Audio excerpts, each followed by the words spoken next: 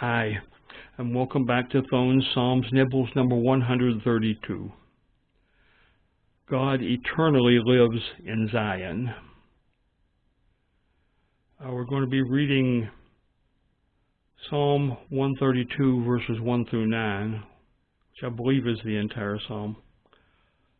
Lord, remember David and all his afflictions, how he swore unto you, the Lord, and vowed unto the mighty God of Jacob, surely I will not come into the tabernacle of my house, nor go up into my bed.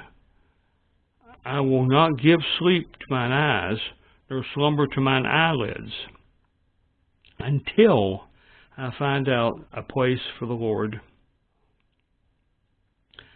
a habitation for the mighty God of Jacob. Lo, we are heard of it at Ephrathah. We found it in the fields of the wood. We will go into the tabernacles. We will worship at his footstool. Arise, O Lord, into thy rest, thou and the ark of thy strength. Let the priests be clothed with righteousness, and let thy saints shout for joy.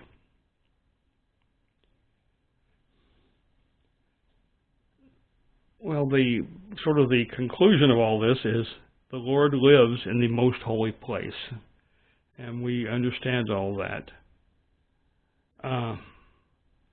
This happens to be a Psalm of David, which is one of the most of the Psalms of David are in the earlier Psalms, but 132 is a Psalm of David, and we hear that, we understand that for Lord, remember David, of course, but also, we might be remembering him in the past, except he talks about his home area.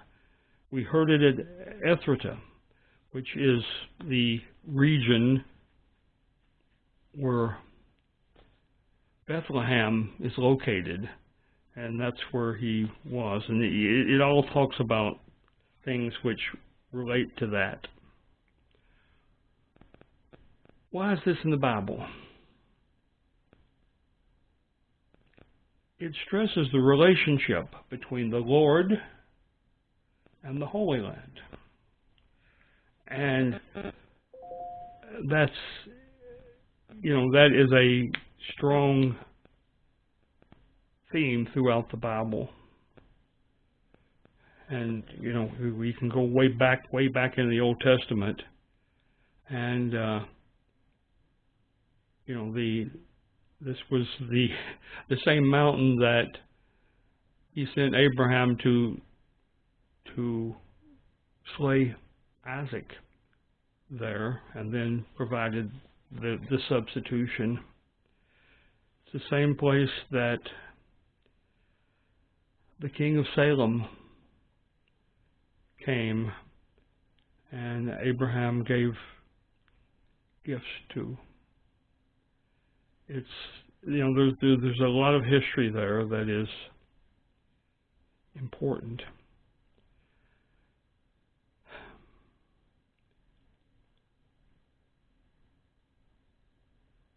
And here we're going to, it's that relationship. But the communications really deals with God's throne and the Ark of the Covenant, which is God's place of rest in terms of Jewish understanding. Application to my life.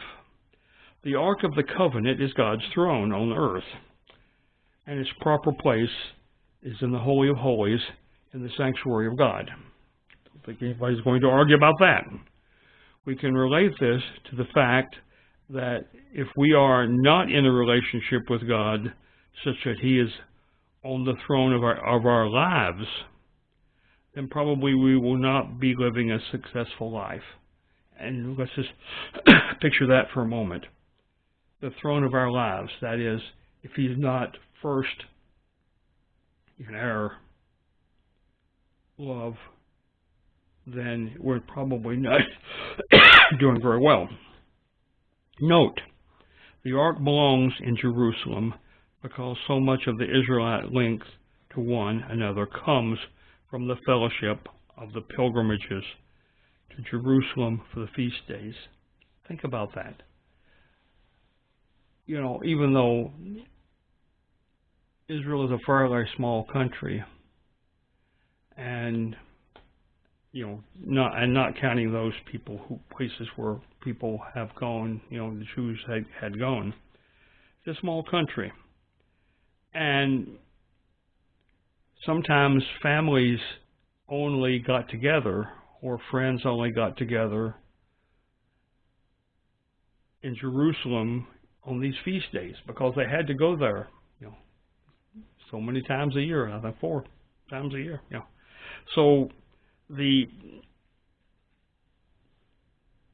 there is a tribal link, a fellowship link that's related to the ark being in this one location, Jerusalem.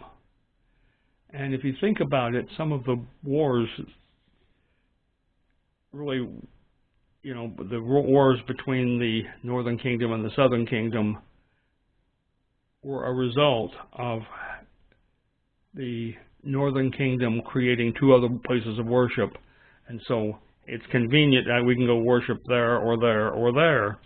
And therefore the fellowship wasn't there anymore. The other relationship here is that the holy priesthood and its service to the nation of Israel and God. Since the ark was back, so was also God there and ready to rest from his many travels. God says, I will honor my people and shame their enemies. My personal response, Lord, thank you for being willing to return when we were once again serving you. And I guess that's about all I have to say today. I'll see you next time.